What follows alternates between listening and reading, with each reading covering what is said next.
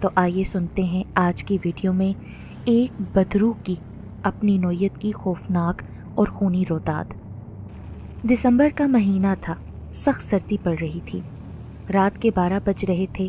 آبادی سے ہٹ کر ایک ویران اور سنسان علاقے میں وہ ایک خالی میدان تھا۔ کرسٹی، ایملی، ٹینا، جارج اور میکس ایسے موسم سے لطف اندوز ہونے کے لیے لکڑیوں میں آگ جلائے آگ کے ارد گرد بیٹھے خوشگپیاں کر رہے تھے۔ میکس کی ٹینا اور جارج کی ایملی گرل فرینڈ تھی، جبکہ کرسٹی کا کوئی بوائے فرینڈ نہیں تھا۔ آسمان پر گہرے بادل چھائے ہوئے تھے، ایسے لگتا تھا کہ کسی بھی وقت بارش شروع ہو جائے گی، لیکن ان میں سے کسی کو بھی موسم کی کوئی پرواہ نہیں تھی۔ میکس نے اپنے پاس سے سگریٹ کا ایک پیکٹ نکالا اور ہوا میں لہراتے ہوئے بولا، دوستو سگریٹ کون کون پینا چاہے گا؟ گھر میں تو موم اور ڈیڈ اسموکنگ کرنے نہیں دیتے، یہ اچھا موقع ہے تو پھر کیا خیال ہے؟ تو بھلا سگریٹ بھی کوئی پینے کی چیز ہے؟ میرے پاس اس سے زیادہ اچھی چیز ہے، جارج نے مسکراتے ہوئے کہا اور اپنے پاس سے ایک کارٹن نکالا۔ اس میں بیئر کے کین تھے۔ وہ سب بیئر دیکھ کر خوش ہو گئے اور خوشی خوشی بیئر پینے لگے۔ تھوڑی دیر میں میکس کہنے لگا، چلو دوستو سب باری باری ایک دوسرے کو ڈراؤنی کہانیاں سناتے ہیں۔ ہاں یہ ٹھیک ہے، جارج نے بھی اس کی بات کی تائید کی۔ پھر وہ سب باری باری ڈراؤنی کہانیاں سنانے لگے۔ کچھ دیر بعد ٹینا جمائی لیتے ہوئے بولی، چلو دوستو میرے خیال سے آج رات کے لیے اتنا ہی کافی ہے، مجھے اب نیند آنے لگی ہے، میں تو اب اپنے بستر پر لیٹ کر سونا چاہتی ہوں۔ ہاں میرے خیال میں اب ہمیں گھر چلنا چاہیے، ایملی نے بھی کہا۔ ارے ایسے نہیں، ابھی تو پارٹی کا مزہ آنے لگا تھا، بلکہ اصل مزہ تو اب آئے گا۔ چلو سب مل کر کسی روح کو بلاتے ہیں، کیوں کیا خیال ہے؟ کرسٹی نے پوچھا۔ آئیڈیا تو برا نہیں ہے، میں نے انٹرنیٹ پر سچ مچ کی روحوں کی تصویریں دیکھی تھیں، سچ میں مجھے تو بڑا ڈر لگا، ٹینا نے جواب دیا۔ لو بھلا اس میں ڈرنے کی کیا بات ہے، ایسی تصویریں تو میں نے بھی انٹرنیٹ پر دیکھی ہیں، مجھے تو ڈر نہیں لگا، ایملی لاپرواہی سے کہنے لگی۔ اچانک ہی جارج کے چہرے پر ہوائیاں اڑنے لگیں، وہ بے حد خوفزدہ دکھائی دے رہا تھا۔ ایملی وہ تمہارے پیچھے کیا ہے؟ ایملی نے چیخ مار کر اپنے پیچھے دیکھا تو وہاں کوئی نہیں تھا۔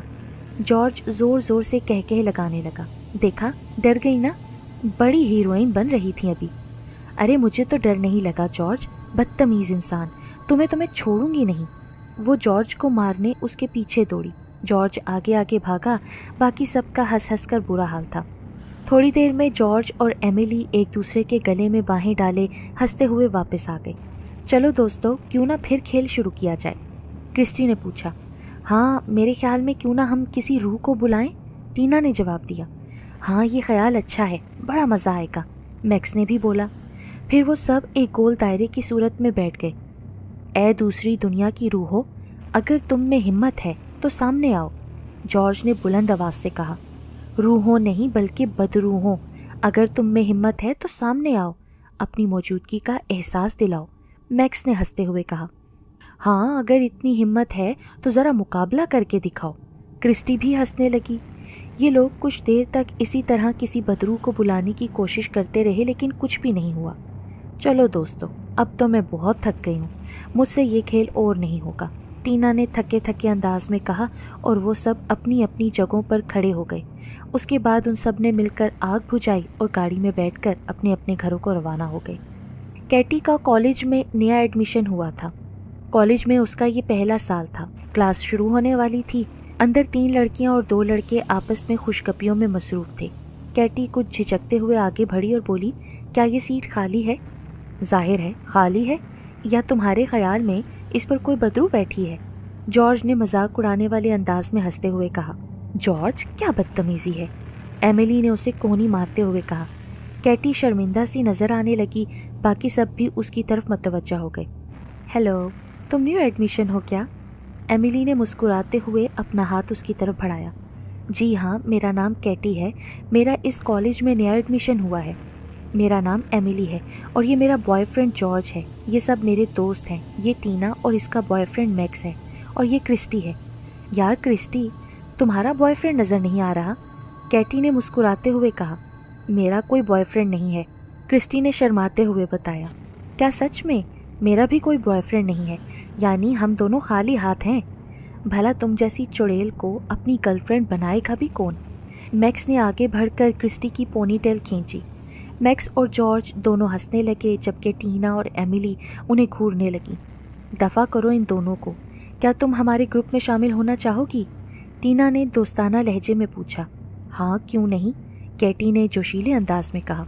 कहीं इस बेचारी को भी अपनी तरह बदरूना बना देना, मैक्स ने हंसते हुए कहा, जबकि टीना उसे मारने को दौड़ी तो बाकी सब हंसने लगे।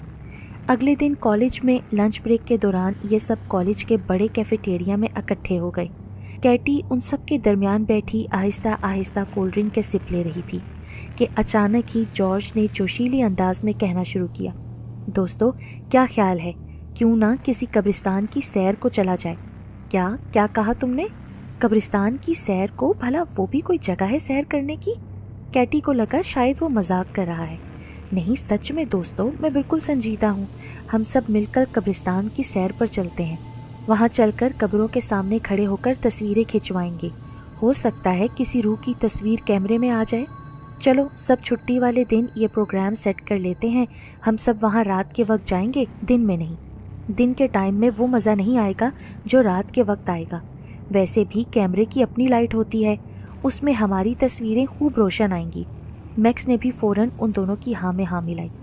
टीना और एमिली भी खुश नज़र आने लगी। लेकिन हम लोग सैर करने के लिए कहीं और भी तो जा सकते हैं ना, कैटी ने परेशान लहजे में कहा। कहीं तुम्हें डर तो नहीं लग रहा कैटी? शायद तुम डर रही हो। अगर ऐसी बात है तो हम खुद ही चले जाएंगे, क्रिस्टी ने कैटी की आंखों में देखते हुए कहा।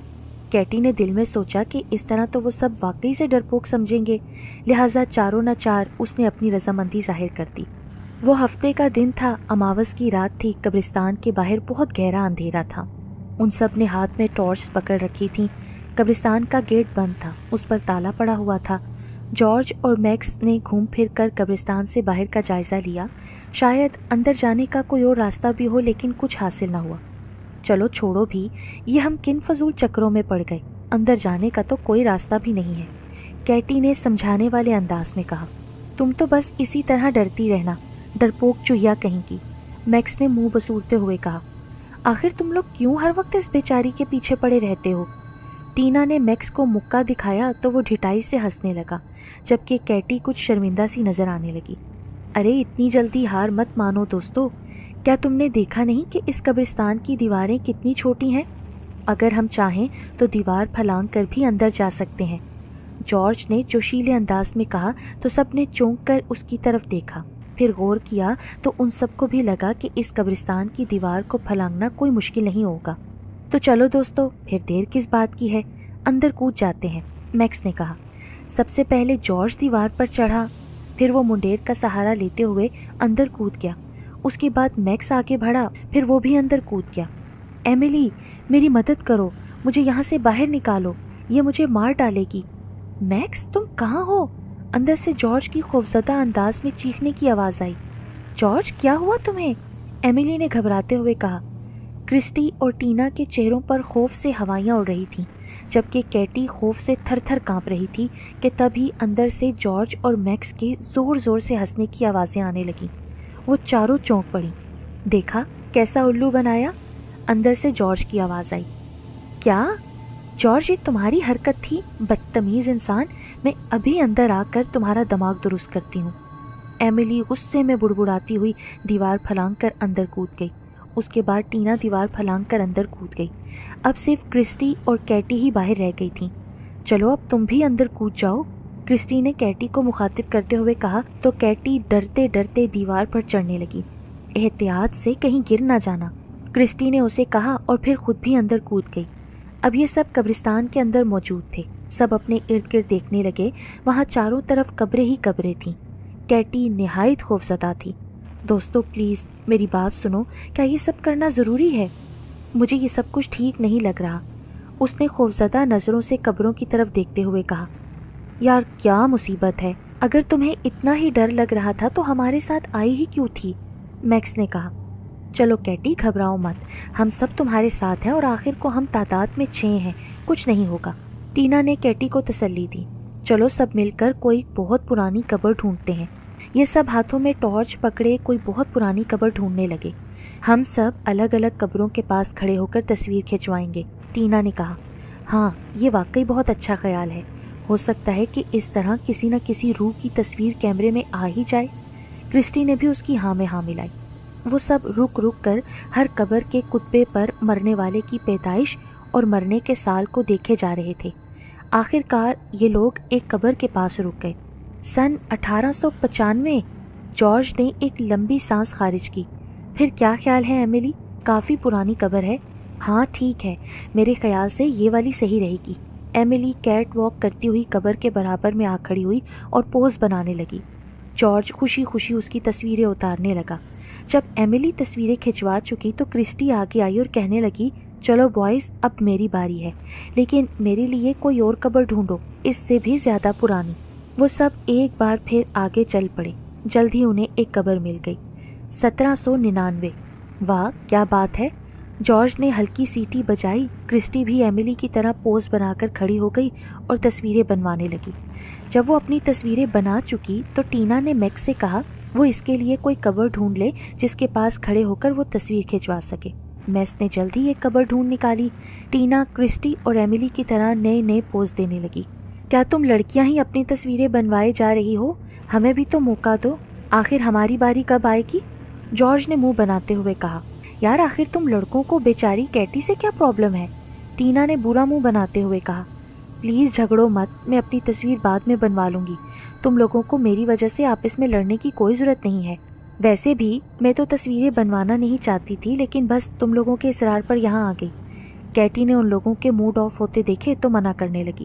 ٹھیک ہے جیسے تمہاری مرضی، لیکن ایک بات تو ہے کہ تم دونوں ہمیشہ بیچاری کیٹی کو پریشان کرتے رہتے ہو، ایملی نے خفگی سے کہا۔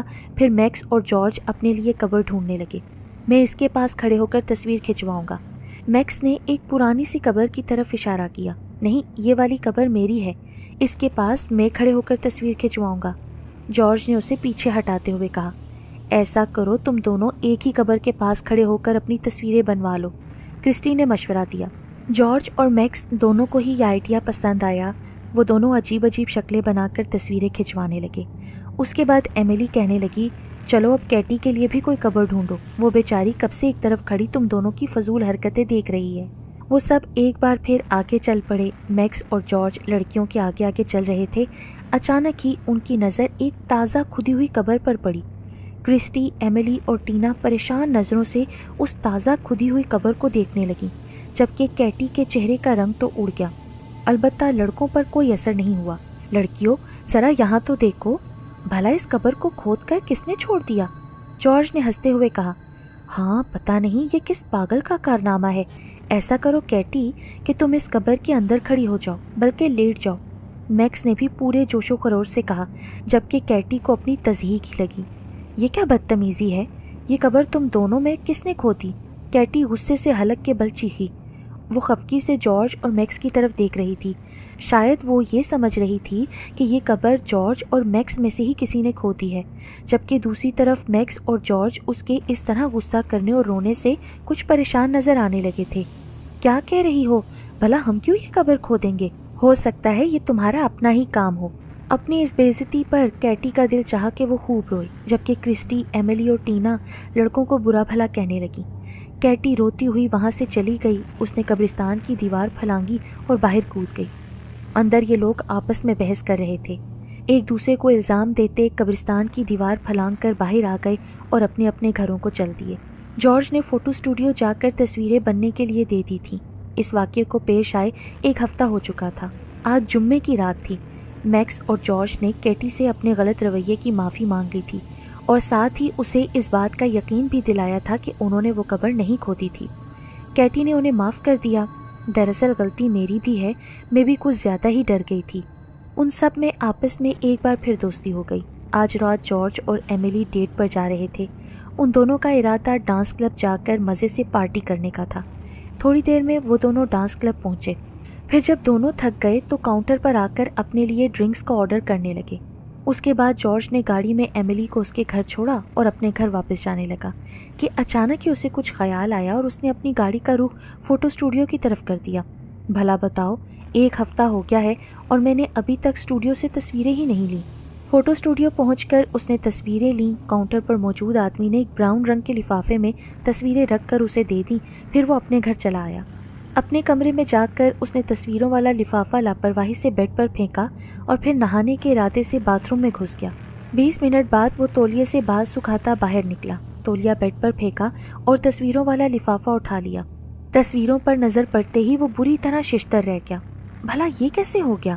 ابھی وہ ان تصویروں پر غور کر ہی رہا تھا کہ اچانک ہی کسی نے پیچھے سے اس کے گلے میں تولیہ ڈال کر اس کا دم گھونٹنا شروع کر دیا۔ جارج مزاحمت کی کوشش کرنے لگا لیکن بے سود۔ اس کے حلق سے عجیب آوازیں نکلنے لگیں، اس کا دم گھٹ رہا تھا، دہشت اور خوف سے اس کی آنکھیں باہر ابلی پڑ رہی تھیں۔ پھر تھوڑی ہی دیر میں اس کا وجود ساکت ہو گیا، وہ مر چکا تھا۔ اگلے دن صبح کے وقت ایملی، میکس، ٹینا، کرسٹی اور کیٹی قبرستان میں کھڑے تھے۔ ایملی کا رو رو کر برا حال تھا۔ دراصل وہاں موجود سارے لوگ ہی غمگین نظر آ رہے تھے۔ ان سب کو جارج کے مرنے کا دکھ اس لیے بھی زیادہ تھا کہ اسے قتل کیا گیا تھا۔ اس کے پاس زمین پر ایک خالی براؤن رنگ کا لفافہ بھی پڑا تھا۔ پولیس کی سمجھ سے باہر تھا کہ اسے کس نے اور کیسے اتنی بے رحمی سے قتل کر دیا۔ اس رات ایملی گھر پر اکیلی تھی۔ اس کے موم اور ڈیڈ کسی دوست کی پارٹی میں گئے تھے۔ جارج کے قتل کے بعد سے ایملی بہت اداس رہنے لگی تھی۔ اپنے موم اور ڈیڈ کے جانے کے بعد ایملی بہت دیر تک گھر میں یوں ہی ادھر ادھر پھرتی رہی۔ پھر جب وہ تھک چکی تو کچن میں آ گئی اور اپنے لیے 2 سینڈوچز تیار کرنے لگی۔ اچانک ہی اسے ایسے لگا جیسے گھر میں کوئی ہے۔ کسی کی موجودگی کے خیال سے وہ کچھ خوفزدہ ہو گئی۔ اتنے میں اسے اوپر کسی کے قدموں کی آواز سنائی دی۔ وہ بری طرح گھبرا گئی۔ اس نے کچن میں سے چھری اٹھائی اور آہستہ آہستہ سیڑھیاں چڑھنے لگی۔ اوپر پہنچ کر اس نے ہر جگہ دیکھا لیکن وہاں کوئی نہیں تھا۔ ایملی نے سوچا کہ اس کا وہم ہے۔ پھر وہ سیڑھیاں نیچے اتر کر آئی اور جلدی جلدی اپنے سینڈوچز ختم کرنے لگی۔ پھر وہ اوپر اپنے کمرے میں آئی اور سونے کی تیاری کرنے لگی۔ اپنے بال سلجھانے کے بعد اس نے ہیئر برش ڈریسنگ ٹیبل پر رکھا تو وہ چونک پڑی۔ ڈریسنگ ٹیبل پر ایک موٹا سا براؤن لفافہ رکھا ہوا تھا۔ اس نے ہاتھ بڑھا کر لفافہ اٹھایا۔ ارے یہ کیا ہے؟ لفافہ کھولا تو اندر موجود تصویروں کو دیکھ کر وہ بری طرح خوفزدہ ہو گئی کہ اچانک اسے اپنے پیچھے کسی کی موجودگی کا احساس ہوا۔ اس نے پلٹ کر دیکھا تو اس کی چیخ نکل گئی۔ اگلی صبح میکس نے ٹینا، کرسٹی اور کیٹی کو اپنے ساتھ لیا اور قبرستان پہنچ گیا۔ کل رات کسی نے ایملی کا گلا گھونٹ کر اسے قتل کر دیا تھا۔ اس کے پاس سے بھی اتنے ہی سائز کا براؤن رنگ کا ایک لفافہ ملا تھا جیسا کہ جارج کی لاش کے نزدیک سے برآمد ہوا تھا۔ پولیس نے اچھی طرح سے ایملی کے گھر کی تلاشی لی لیکن ایسا کوئی ثبوت حاصل نہ ہوا جس سے ایملی کے قاتل تک پہنچا جا سکے۔ رات کا وقت تھا، سردی بہت ہو رہی تھی، تیز ہوا کے جھکڑ چل رہے تھے۔ میکس کافی شاپ سے گھر واپس جا رہا تھا۔ چلتے چلتے اچانک ہی اسے ایسے لگا کوئی اس کے پیچھے آ رہا ہے۔ اس نے پیچھے مڑ کر دیکھا لیکن وہاں کوئی نہیں تھا۔ پھر وہ آگے چلنے لگا۔ نہ جانے کیوں سارے راستے اسے ایسا ہی محسوس ہوتا رہا کہ کوئی اس کے پیچھے چل رہا ہے۔ گھر پہنچ کر اس نے اپنی جیکٹ اتاری اور اپنی موم کو آواز دی، موم پلیز کھانا لگائیے، مجھے بہت بھوک لگ رہی ہے۔ یہ کہہ کر میکس اپنے کمرے میں چلا آیا۔ اس نے الماری میں سے اپنا نائٹ سوٹ نکالا اور باتھ روم کی طرف بڑھ گیا۔ جب وہ واپس آیا تو یہ دیکھ کر چونک گیا کہ اس کے بیڈ پر ایک براؤن رنگ کا لفافہ ہے۔ ابھی تو یہ یہاں نہیں تھا۔ اس نے لفافہ اٹھایا اور اس میں جو تصویریں نکلیں انہیں دیکھ کر میکس حواس باختہ ہو گیا۔ اچانک ہی اسے اپنے پیچھے کسی کی موجودگی کا احساس ہوا۔ اس نے پیچھے مڑ کر دیکھا اور بس دیکھتا ہی رہ گیا، کچھ بول بھی نہ سکا۔ میکس کی اس اچانک موت نے سب کو غمزدہ کر دیا تھا اور ساتھ ہی سب کو بری طرح دہلا کے بھی رکھ دیا تھا۔ میکس کو بھی گلا گھونٹ کر مار دیا گیا تھا۔ اس کے پاس بھی ویسا ہی ایک براؤن رنگ کا لفافہ برآمد ہوا تھا۔ ہمیشہ کی طرح پولیس اس بار بھی کچھ پتہ نہ چلا سکی۔ ٹینا تو اس صدمے سے پاگل ہو رہی تھی۔ کرسٹی اور کیٹی اسے بمشکل سنبھالتی ہوئی قبرستان سے باہر نکل آئیں۔ انہوں نے اسے گاڑی میں بٹھایا اور اس کے گھر تک چھوڑ دیا۔ ٹینا کی موم نے اسے نیند کی گولی کھلا کر سلا دیا۔ جب ٹینا سو کر اٹھی تو اچانک اس کے ذہن میں خیال آیا اور اسے اچھی طرح یاد تھا کہ میکس، جارج، ایملی، کرسٹی اور خود اس نے کسی بدرو کو بلایا تھا۔ یہ خیال ذہن میں آتے ہی وہ بری طرح خوفزدہ ہو گئی۔ کہیں ایسا تو نہیں کہ اس کے سارے دوستوں کو کسی بدرو نے قتل کیا تھا؟ ٹینا نے سوچا کہ وہ یہ بات اپنے گھر والوں کو نہیں بتائے گی ورنہ وہ اسے بیوقوف سمجھیں گے۔ اس نے اپنا موبائل اٹھایا اور کیٹی کا موبائل نمبر ڈائل کرنے لگی۔ کیٹی نے اپنا فون اٹھایا۔ ہیلو کیٹی، مجھے تم سے بات کرنی ہے۔ ہاں کرو ٹینا، تمہاری طبیعت کیسی ہے؟ تم ٹھیک تو ہو نا؟ یہ سب تم مت پوچھو، بس فوراً کافی شاپ پہنچو، میں نے تمہیں کچھ ضروری بات بتانی ہے۔ کیا بات بتانی ہے؟ کیٹی، میں جان گئی ہوں کہ ہمارے دوستوں کو کس نے قتل کیا ہے۔ ٹھیک ہے، میں پہنچتی ہوں، تم پریشان مت ہو۔ کیٹی نے پھر کرسٹی کو فون کیا۔ میں ہوں کیٹی۔ کرسٹی، تم میری بات غور سے سنو۔ ٹینا نے ابھی مجھے فون کر کے کافی شاپ میں بلایا ہے، پتہ نہیں کہہ رہی تھی کہ فوراً پہنچو، مجھے تمہیں کچھ ضروری بات بتانی ہے۔ وہ کہہ رہی تھی کہ وہ جان گئی ہے کہ ہمارے دوستوں کو کس نے قتل کیا ہے۔ کس نے قتل کیا ہے؟ یہ تو مجھے بھی نہیں پتا، اس نے فون پر کچھ نہیں بتایا۔ ایسا کرو کہ تم بھی کافی شاپ پر پہنچ جاؤ، ہم دونوں اکٹھے مل کر ہی اس سے بات کریں گے۔ کیٹی نے اپنا اوور کوٹ پہنا اور کافی شاپ کی طرف روانہ ہو گئی۔ دوسری طرف ٹینا اپنے گھر سے باہر نکلی اور خاموشی سے کسی کو کچھ بتائے بغیر کافی شاپ کی طرف روانہ ہو گئی۔ وہ چلتے چلتے کافی شاپ کے نزدیک پہنچ گئی۔ اس نے دیکھا کہ کیٹی کافی شاپ کے باہر کھڑی ہے۔ اس نے ٹینا کو دیکھ کر ہاتھ ہلایا۔ ٹینا نے سڑک کے دائیں بائیں دیکھا اور پھر تیزی سے آگے بڑھی۔ جلدی میں وہ یہ بھی نہ دیکھ سکی کہ بائیں طرف سے ایک کار بڑی تیزی سے اس کی طرف آ رہی ہے۔ کیٹی نے جو یہ دیکھا تو اسے ہاتھ سے رکنے کا اشارہ کرنے لگی، لیکن ٹینا تو بس بھاگتی چلی جا رہی تھی۔ کیٹی اسے روکتی ہی رہ گئی، مگر بائیں طرف سے آنے والی کار نے ٹینا کو کچل کے رکھ دیا۔ کیٹی کے منہ سے چیخ نکل گئی۔ اچانک ہی اس کار کا دروازہ کھلا اور اس میں سے کرسٹی باہر نکلی۔ وہ سخت پریشان لگ رہی تھی۔ کیٹی پھوٹ پھوٹ کر رونے لگی۔ وہاں پر بہت لوگ جمع ہو گئے۔ بہت سے لوگوں نے یہ حادثہ اپنی آنکھوں کے سامنے دیکھا۔ تھوڑی ہی دیر میں پولیس بھی وہاں پہنچ گئی۔ کرسٹی کو گرفتار کر لیا گیا۔ اگلے دن باقی سب کی طرح ٹینا کی بھی آخری رسومات ادا کر دی گئیں۔ کیٹی نے پولیس کو بتایا کہ ٹینا نے فون پر اس سے کہا تھا کہ وہ جان گئی ہے کہ یہ سارے قتل کس نے کیے ہیں۔ وہ اس سے کافی شاپ میں مل کر کوئی بات بتانا چاہتی تھی، لیکن اس سے پہلے یہ حادثہ پیش آ گیا۔ کافی شاپ کے پاس موجود لوگوں نے گواہی دی کہ غلطی ٹینا ہی کی تھی۔ وہ جلد بازی میں کار کے سامنے آ گئی تھی۔ خود کیٹی نے بھی پولیس سے یہی کہا تھا، لہٰذا کرسٹی کو چھوڑ دیا گیا۔ اس واقعے کے 3 دن بعد رات کو 9 بجے کے قریب کیٹی کو کرسٹی کا فون آیا۔ کیٹی، میری دادی کسی ضروری کام سے دوسرے شہر گئی ہیں، میں اس وقت گھر پر اکیلی ہوں۔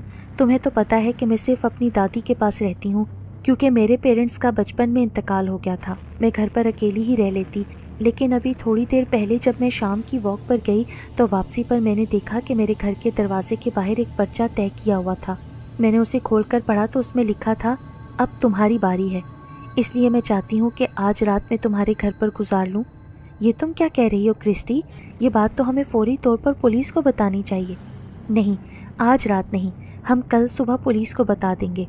کہیں تم پاگل تو نہیں ہو گئی کرسٹی؟ تمہاری جان کو خطرہ ہے اور تم کہہ رہی ہو کل صبح بتا دیں گے۔ اگر تم نے مجھے آج رات اپنے گھر میں ٹھہرانا ہے تو بتاؤ، ورنہ میں کسی اور دوست کے گھر رہ لوں گی۔ نہیں، میرا یہ مطلب نہیں تھا کرسٹی، تم بے شک میرے گھر آ جاؤ۔ اتفاق سے آج رات میرے ڈیڈ بھی گھر پر نہیں ہے، وہ بزنس کے سلسلے میں دوسرے شہر گئے ہیں، تم آؤ گی تو مجھے اچھا لگے گا۔ تھوڑی دیر کے بعد کیٹی کے گھر کے دروازے پر دستک ہوئی تو کیٹی نے فوراً ہی دروازہ کھول دیا۔ باہر کرسٹی کھڑی تھی۔ کیٹی اسے دیکھ کر مسکرائی تو کرسٹی خالی نظروں سے اسے دیکھنے لگی۔ ارے باہر کیوں کھڑی ہو، اندر آؤ نا۔ کرسٹی اندر گھر میں داخل ہو گئی تو کرسٹی نے یہ کہہ کر منع کر دیا کہ وہ گھر سے کھانا کھا کر آئی ہے۔ پھر تھوڑی دیر میں وہ دونوں سونے کے لیے لیٹ گئیں۔ رات کے 2:30 بجے ہوں گے کہ کیٹی کی آنکھ کھل گئی۔ اس نے اپنے ارد گرد دیکھا تو چونک پڑی۔ کرسٹی اپنے بستر پر موجود نہیں تھی۔ اچانک ہی کیٹی کی نظر سامنے ڈریسنگ ٹیبل پر پڑی، وہاں ایک براؤن رنگ کا لفافہ رکھا ہوا تھا۔ کیٹی بری طرح خوفزدہ دکھائی دینے لگی۔ یہ کہاں سے آیا؟ مجھے کیا پتا، شاید تمہارا ہو، کرسٹی نے باتھ روم سے نکلتے ہوئے جواب دیا۔ نہیں، یہ میرا ہرگز نہیں ہے، ہمارے سونے سے پہلے یہ یہاں موجود بھی نہیں تھا۔ چلو دیکھتے ہیں کہ اس میں کیا ہے۔ نہیں کرسٹی، پلیز رک جاؤ، مجھے ڈر لگ رہا ہے، اس لفافے کو مت کھولو، ہم دونوں بے موت ماری جائیں گی، کیٹی نے خوف سے کانپتے ہوئے کہا۔ کرسٹی نے وہ لفافہ اٹھایا اور اسے ڈریسنگ ٹیبل پر الٹ دیا۔ لفافے کے اندر سے کچھ تصویریں برآمد ہوئیں جنہیں دیکھ کر کرسٹی پر دہشت طاری ہو گئی۔ وہ ساری تصویریں اس کی اپنی خود کی اور اپنے دوستوں کی تھیں جو انہوں نے قبرستان میں کھنچوائی تھیں۔ ان تصویروں میں ایک بات کامن تھی کہ ہر تصویر میں ان سب کے پیچھے کیٹی کھڑی تھی۔ کرسٹی کے جسم میں خوف سے چیونٹیاں سی رینگنے لگیں۔ اس نے ڈرتے ڈرتے پیچھے مڑ کر دیکھا، کیٹی اس کے سامنے کھڑی تھی۔ اس کے لبوں پر شیطانی مسکراہٹ رقص کر رہی تھی۔ تم کون ہو؟ میں ایک بدر ہوں، یاد ہے نا؟ اس رات جب تم نے اور تمہارے دوستوں نے بلایا تھا تو میں آ گئی تھی۔ کیٹی نے ایک مکرو کہکا لگایا۔ میں نے اپنی زندگی میں 3 لڑکیوں کو قتل کیا تھا، جانتی ہو کیوں؟ ان بیچاریوں کا قصور صرف یہ تھا کہ وہ میرے بوائے فرینڈ پر قبضہ جمانا چاہتی تھیں، اس لیے میں نے انہیں قتل کر دیا۔ عدالت نے مجھے عمر قید کی سزا سنا دی، لیکن میں نے جیل میں خود کو پھانسی دے کر ختم کر لیا۔ لیکن اب میں تم سب کے بلانے سے واپس آ گئی ہوں، بچ سکتی ہو تو بچ کر دکھاؤ، کیٹی نے پراسرار لہجے میں کہا۔ کرسٹی چیخ مار کر دروازے کی طرف بھاگی۔ وہ چیختی چلاتی گھر سے باہر نکل آئی، لیکن کیٹی بھی اس کے پیچھے باہر آ گئی۔ اس نے آگے بڑھ کر کرسٹی کا گلا دبوچ لیا۔ کرسٹی نے خود کو چھڑانے کی بہت کوشش کی، لیکن کیٹی کی گرفت اتنی سخت اور مضبوط تھی کہ وہ اپنی اس کوشش میں کامیاب نہیں ہو سکی۔ کرسٹی مر چکی تھی۔ اگلے دن صبح پولیس کو ایک خالی مکان کے سامنے سے کرسٹی کی لاش ملی۔ کرسٹی کی دادی بہت بری طرح رو رہی تھی۔ پولیس نے تحقیقات کی تو پتہ چلا کہ یہ مکان مسٹر جونز نامی ایک شخص کا تھا۔ اس کی بیٹی کیٹی نے 3 لڑکیوں کو قتل کیا تھا، جس کے جرم میں اسے عمر قید کی سزا ہو گئی تھی، لیکن اس نے جیل میں خود کو پھانسی لگا کر ختم کر لیا تھا۔ پولیس نے کالج سے کیٹی کا ایڈمیشن فارم حاصل کیا، جس میں اس کیٹی کی تصویر لگی تھی جس نے ان تینوں لڑکیوں کو قتل کیا تھا، اور مکان کا ایڈریس بھی وہی تھا جس کے سامنے سے کرسٹی کی لاش ملی تھی۔ کیٹی کی موت کے بعد اس کے ڈیڈ دوسرے ملک چلے گئے تھے اور یہ مکان تب